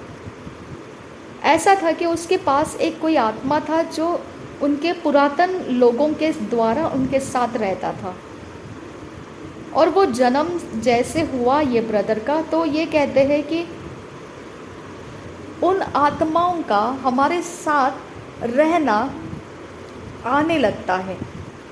तो वो आत्माएं वैसा ही दादी के साथ रहा करता था। जैसे ही उनका जन्म हुआ, वो आत्मा पीढ़ियों से चलते हुए वो दादी के साथ भी रहने लगा था, और वो उनको सब बातें बताता था, और वो आत्मा के अंदर देखकर बोलती थी। इसके लिए ये है ना कि जब आप मसीह में आ जाते हो, तो आपके पुरातन पीढ़ियों के अंदर से जो आत्माओं को आपके लिए कनेक्ट करके रखा गया है, वो आपके जन्म के साथ आपके साथ रहने के लिए आ जाते हैं। इसके लिए आपको जब प्रभु में आते हैं तो वो आत्माओं को तोड़ देना बहुत ज़रूरी है। अगर आपने वो तोड़ा नहीं तो वो आत्माएं आपकी मदद कर रहे हैं, लेकिन वो आपके लिए ईश्वरीय आत्मा नहीं रहते हैं, वो दुष्ट आत्मा रहते हैं। इसके लिए फिर आप जब मसीही होकर आते हैं तो आप पूरी तरह से परमेश्वर के शक्ति का प्रमाण देख नहीं पाते हैं, पूरी तरह से परमेश्वर के शक्ति के काम कर नहीं पाते हैं, क्योंकि आपके संगति में जो आत्माएं हैं वो आपके पीढ़ियों के साथ कनेक्टेड आप तक अभी भी चल रहे हैं। आपको उसे तोड़कर अलग हो जाना चाहिए, तब जाकर परमेश्वर के संपूर्णता की शक्ति में आप इस्तेमाल कर पाओगे। तो अंधकार का जो जगत रहता है वो अलग रहता है, उजियाले का जगत, मसीही का जगत जो रहता है वो अलग है। अंधकार के अंदर से शक्ति अगर आपको सहायता कर रही है तो परमेश्वर की प्रकाशन आपको नहीं मिल सकते हैं और परमेश्वर की ओर से शक्ति भी आपको नहीं मिल सकती है। आपको बोलना पड़ता है कि उन शक्तियों को मैं छोड़ देता हूँ, उन शक्तियों को मैं रिजेक्ट करती हूँ और मैं उनका सहारा नहीं लेती हूँ। मुझे वो शक्तियों का कोई बेनिफिट नहीं चाहिए और मैं उन शक्तियों को त्याग देती हूँ। इसके बाद मेरा और उन शक्तियों का कोई वास्ता नहीं है। मैं परमेश्वर की हूँ और मैं परमेश्वर की ही रहूँगी और जितना मुझे परमेश्वर देगा मैं उसी में संतुष्ट रहूँगी। मुझे शैतान के जगत से या पीढ़ियों की ओर से कोई सहायता नहीं चाहिए। जब आप इस प्रकार से कबूली देते हैं, वो शक्तियों का आपके साथ का रिश्ता टूट जाता है और परमेश्वर का प्रकाशन आपके ऊपर आने लगता है और वो प्रकाशन आपका आत्मविश्वास बढ़ाता है और आपको शक्ति परमेश्वर की ओर से सहायता करने के लिए मिलने लगती है।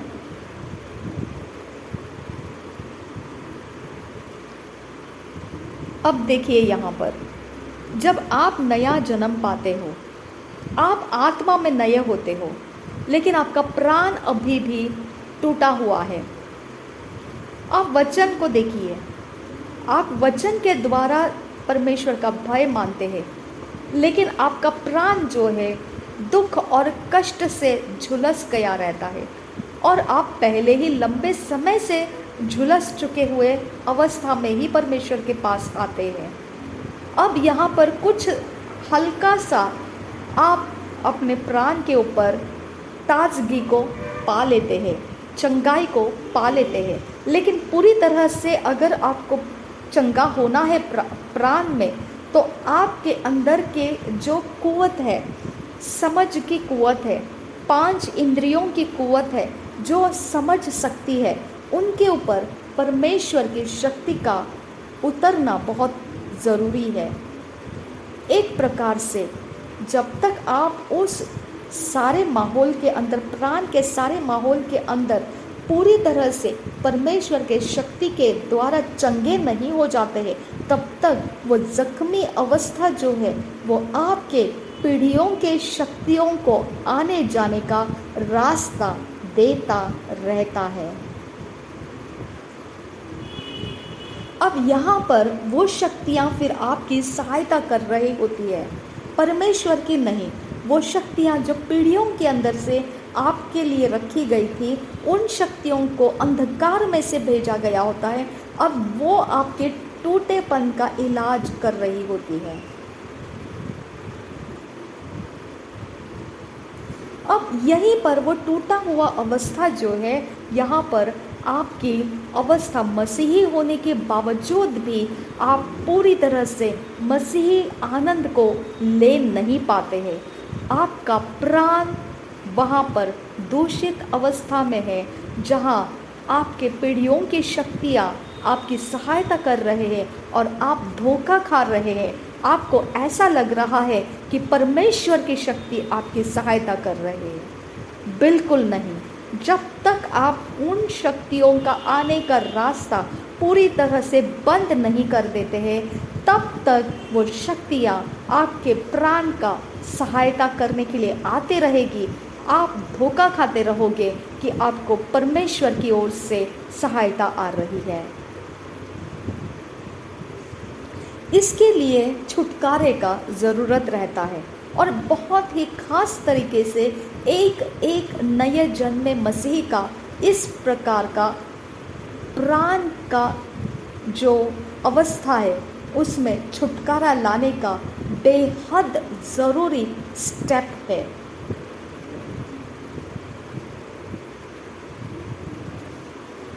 इनको, जो नए मसीही होकर आते हैं, इनको प्राण का छुटकारा होने के लिए लेकर जाया जाना चाहिए।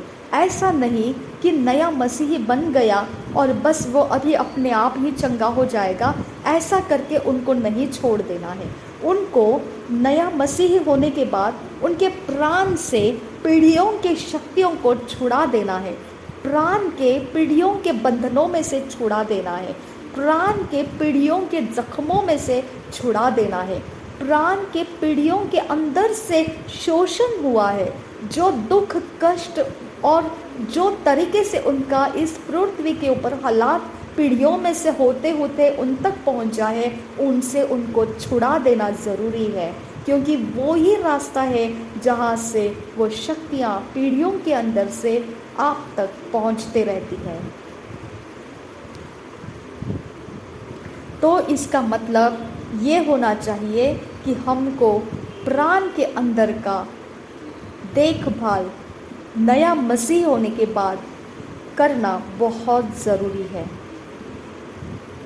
अब जो लोग बोलते हैं कि मसीही लोगों के अंदर दुष्ट आत्मा कैसे रह सकती है, तो बिल्कुल मसीही लोगों के अंदर सिर्फ प्राण की अवस्था में दुष्ट आत्मा काम करती है। आत्मा के अवस्था में पवित्र आत्मा मौजूद है।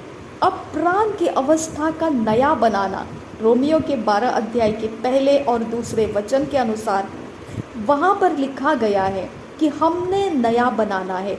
तो प्राण को हमने अपनी मेहनत से नया होने का रास्ता देते रहना है, ताकि परमेश्वर का आत्मा जो हमारे आत्मा के अंदर नयापन लाया है, हमारे प्राण के अंदर भी नयापन उतार सकेगा और हम नया सृष्टि का पूरी तरह से आनंद ले पाएंगे।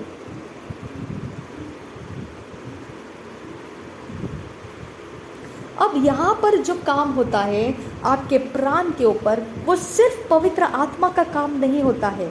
पवित्र आत्मा और आपका खुद का आत्मा दोनों मिलकर आपके प्राण को सलामत और ताजगी में लेकर आते हैं। अब देखिए, यहाँ पर ऐसा था कि जब भाई बताते हैं कि हम मसीह में आ गए, फिर ऐसा था कुछ चीज़ों को तोड़ना ज़रूरी था, और बिल्कुल वचन ऐसा कहता है।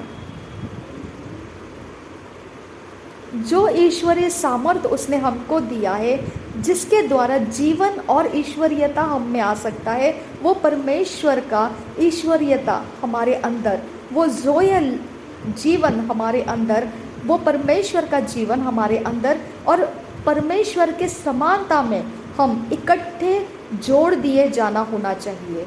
और बहुत ज़रूरी है ये कि आपके साथ ये होना चाहिए। ये आपका कानूनी जगह है। जब मसीह में आप आ जाते हो, ये आपका जगह है, आपने उसको पूरी तरह से कब्जा कर लेना है। लेकिन जीवित जीवन जीते समय अगर आपके जीवन में आप देखोगे तो ये काम नहीं कर रहा है। तो होता क्या है, यहाँ पर आपको कुछ चीज़ें ज़बरदस्ती से अपने अंदर वचन के अनुसार खींचते हुए सच्चाई के अंदर प्रवेश करना चाहिए, क्योंकि ये एक वातावरण तैयार करता है, आपके इर्द गिर्द को असाधारण वातावरण देता है।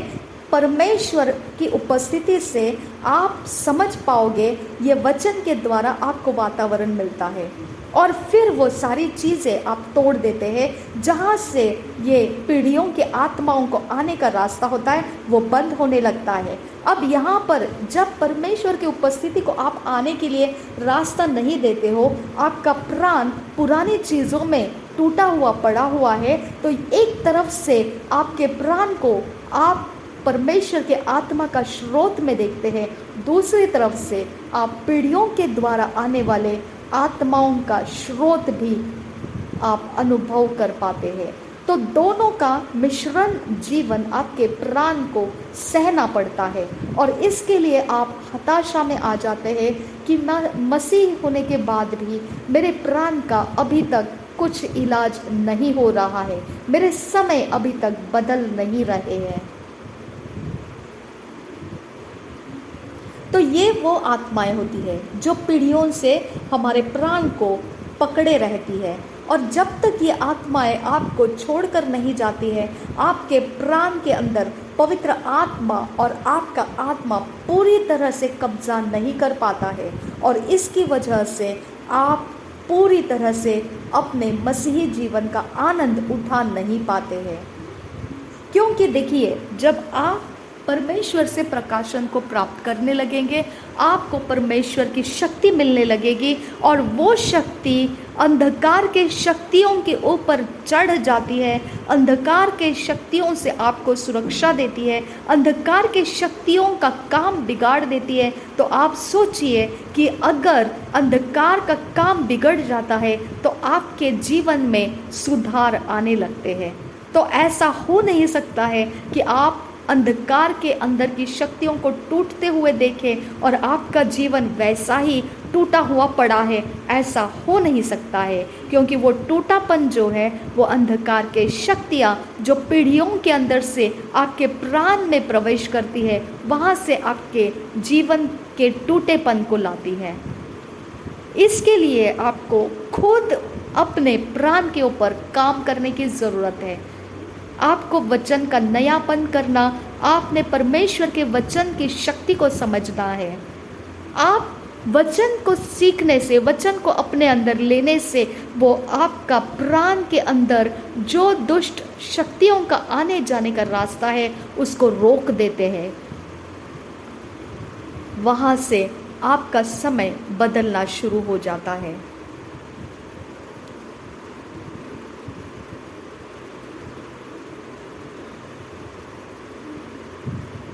तो इस तरह से आपको दीवार खड़ी कर देनी है, जिसको हम पीढ़ियों की शक्तियाँ कहते हैं, उसमें से आपने छुटकारा लेकर दीवार खड़ी कर देनी है। और फिर आप परमेश्वर के शक्ति का पूरा अनुभव ले पाएंगे। अब ये समझ कैसे पाएंगे कि ये अलग अलग शक्तियाँ हैं? जब आप जानते हैं परमेश्वर के राज्य की बातें जीवन देने वाली है और शैतान की चीज़ें चोरी नाश घात करने वाली है, इसी में से आपको समझ में आ सकता है जो पवित्र आत्मा है और जो दुष्ट आत्मा है। आपके प्राण को कौन चला रहा है, पवित्र आत्मा या दुष्ट आत्मा? आप समझ पाएंगे, क्योंकि परमेश्वर का आत्मा जीवन देता है और बहुतायत का जीवन और बहुमूल्य बनाता है, लेकिन दुष्ट आत्मा आपको बुराई की तरफ लेकर जाता है और नुकसान में चलाया जाता है। तो आप देखिए आपको कौन चला रहा है, नुकसान में चला रहा है या फायदे में चला रहा है? अब आप ये बात को समझिए, जो दुष्ट आत्मा था वो शक्ति जो अंगूठी में थे, पेन में थी, वो मुझे फ़ायदे में चला रही थी। तो फ़ायदे में हो इसका मतलब ये नहीं है कि वो परमेश्वर का आत्मा ही है। इसके लिए आपको समझ में आना चाहिए, परमेश्वर के आत्मा की खासियत आपको उसके संगति से मालूम पड़ती है। जब आप परमेश्वर के वचन के अंदर आप अपने मनन को लगाएंगे, पवित्र आत्मा उसके अंदर से आपको समझ में आने लगेगा। बिना परमेश्वर के वचन के आप पवित्र आत्मा को नहीं समझ सकते हैं।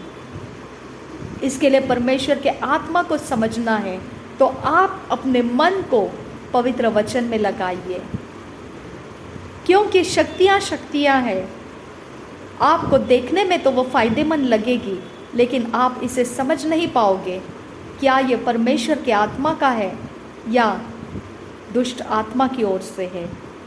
जैसे मैंने कहा कि अंगूठी जो थी वो मुझे सुरक्षा देती थी, उसी तरह से आपको भी ऐसा सुरक्षा या आपका काम हो जाना ये ज़रूरी नहीं है कि परमेश्वर के आत्मा ही के द्वारा हुआ होगा।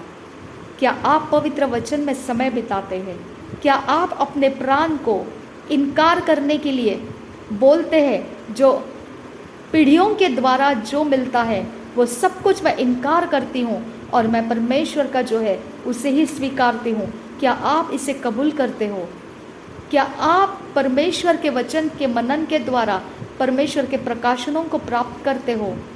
तो आपका आत्मविश्वास उस प्रकाशन से जब चलेगा तो वो परमेश्वर के आत्मा के द्वारा सफलता की तरफ आपको लेकर जाएगा।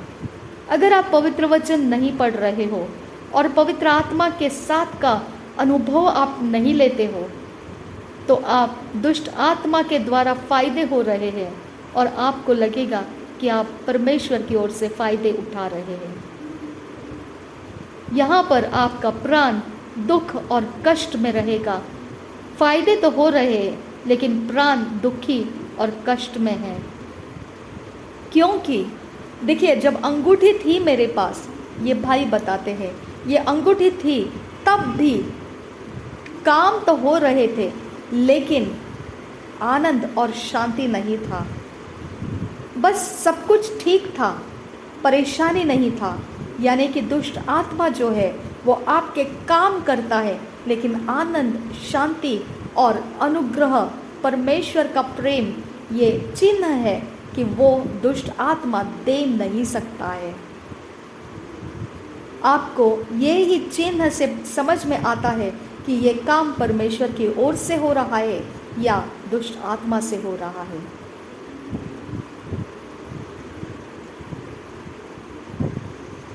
अब यहाँ पर ये भाई बताते हैं कि एक स्वर्गदूत ने इनको मुलाकात लिया।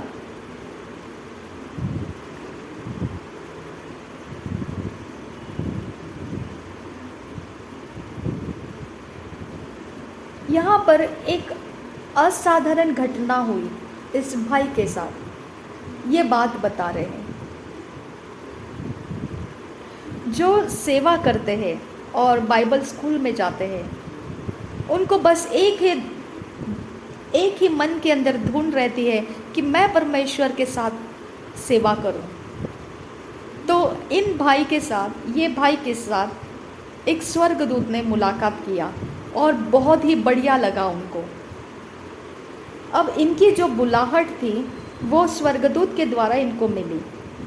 तो इसके वजह से ये नहीं बनता है कि इनके अब सेवकाई बहुत ही पावरफुल बनेगी या उनके पास कुछ तो एक अद्भुत ऐसा वरदान परमेश्वर ने दिया है, ऐसा नहीं बनता है।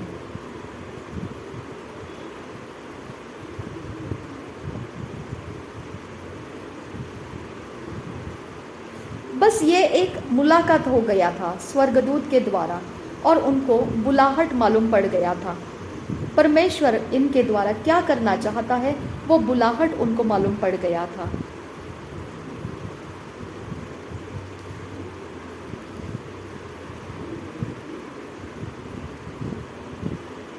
और जब आप किसी को इसे बताते हो कि स्वर्गदूत मुझे मिला और मेरी बुलाहट मुझे मालूम पड़ी, तो आप लोगों के बीच में एक बहुत खास इंसान बन जाते हो और ऐसा हो जाता है कि लोग आपको बहुत ही ऊंचा देखने लगते हैं।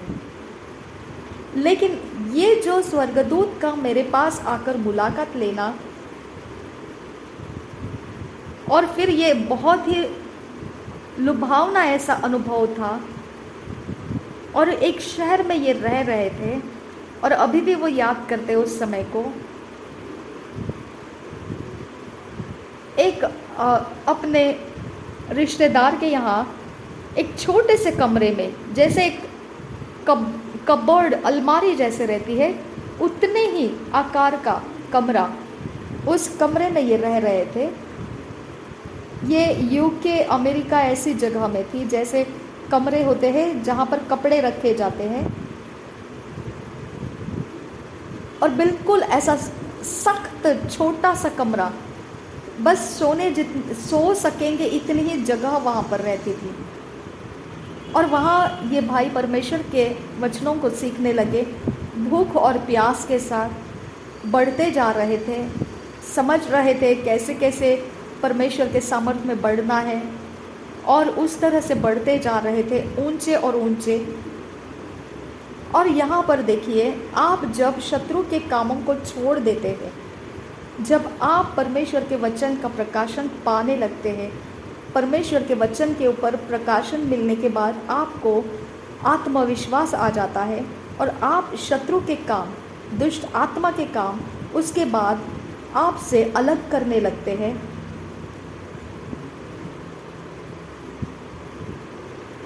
तो वो जो शक्तियाँ हैं वो आपके ऊपर नाराज़ हो जाती है, क्योंकि आप उनसे अब अलग होने जा रहे हैं। अब आपके साथ उनका कोई रिश्ता नहीं रहने वाला है। वो नाराज़ रहती है, आपसे अलग होते समय वो खुश नहीं रहती है। क्योंकि आपने उनको तुच्छ जानना शुरू किया है, आपने उनको कमज़ोर देखना शुरू किया है, कि अब वो आपको नहीं चाहिए जिस प्रकार से वो आपको सुरक्षा देती थी।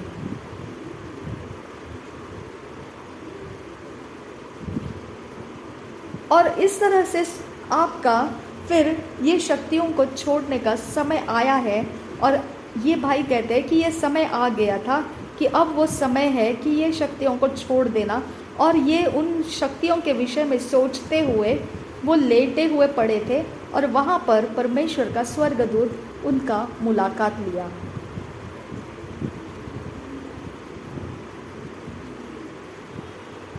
देखिए, ये जो है बात, ये बहुत बार हो चुका है इनके साथ, इनके अनुभव में है। तो ये बात बोलकर मैं अपने आप को बढ़ावा देने के लिए आप लोगों के बीच में इस बात को नहीं ला रहा हूँ। ये बात महत्व की है और ये मेरे लिए इतना मायने नहीं रखता है कि परमेश्वर का स्वर्गदूत मुझे मिलता है, क्योंकि परमेश्वर का स्वर्गदूत मुझे मिलना और मैंने उसकी बातों को सुनना, ये लोगों के बीच में मुझे बढ़ावा देने का कारण मैं बनाना नहीं चाहता हूँ। ये सिर्फ मेरे तक ही ज़रूरी है। और देखिए, यहाँ पर ऐसा हुआ कि मैं अपने कमरे में चला गया, जहाँ वो छोटा सा कमरा था, एक बस उस जो पलंग था वहाँ पर चला गया और मैं परमेश्वर के वचन के बारे में सोचता हुआ वहाँ पर चला गया और उस पलंग के ऊपर बैठ गया। और ये एक शब्द है जो मेरे सेवकाई का मूल कारण बन गया, जड़ बन गया। अभी तक वो मेरा जड़ बना हुआ है। और वो क्या शब्द है? योहान, ऐसा वो शब्द मेरे पास आया था कि परमेश्वर ने मुझे बोला है तेरे पास जाकर ये बताऊं कि तू तैयार कर। लेकिन क्या तैयार कर? क्या तैयार कर? परमेश्वर ने बोला कि इसके पास जा और इसमें कुछ तैयार कर, इसमें कुछ तैयार कर। लेकिन क्या तैयार करने बोला परमेश्वर ने स्वर्गदूत को? क्या तैयार करने बोला? कि जा तू इसके पास और इसमें कुछ तैयार कर। लेकिन क्या तैयार कर?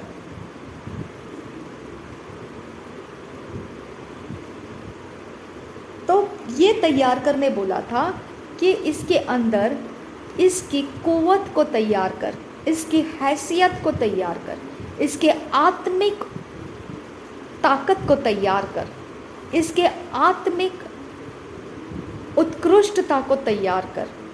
इस तरह से स्वर्गदूत को उसके पास बोलने के लिए भेजा था। तो ये देखिए, बहुमूल्यता तैयार करने के लिए भेजा था, उस स्वर्गदूत को बोलने के लिए भेजा कि इसके अंदर बहुमूल्यता तैयार कर। लेकिन इसका अर्थ मुझे समझ में नहीं आया, ऐसा ये भाई कहते हैं। और ये अपने आप को बोलने लगे इसका मतलब क्या है, और ये अपने मन में सोचने लगे कि ये क्या कह रहा है जो मैं सुन सका। और देखिए, उस जगह में जहाँ मैं लेटा हुआ था, वो जो पलंग के ऊपर मैं बैठा हुआ था किनारे पर, उस जगह में एक मेज भी था और वहाँ पर एक लाल रंग का डिक्शनरी था, बहुत ही छोटा लाल रंग का। और आज भी वो उस पिक्चर को देख पाते हैं। वहाँ पर वो चले गए, उसको खोला और उसमें उसका अर्थ ढूंढने लगे कि इसका अर्थ क्या है। कि मुझे स्वर्गदूत ने बताया, परमेश्वर ने मुझे भेजा है कि तुझ में कीमत, तेरी कीमत बढ़ेगी, ऐसा कुछ कर। इसके